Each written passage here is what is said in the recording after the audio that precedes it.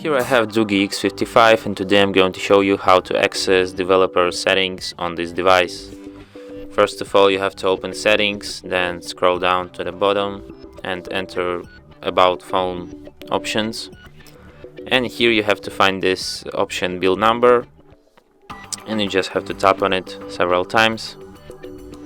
And after you see the message you are now a developer, you can access developer options. It will appear here in settings.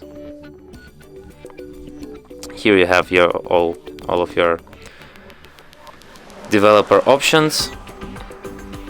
You can also turn off developer options by tapping here, and they will disappear from the settings list.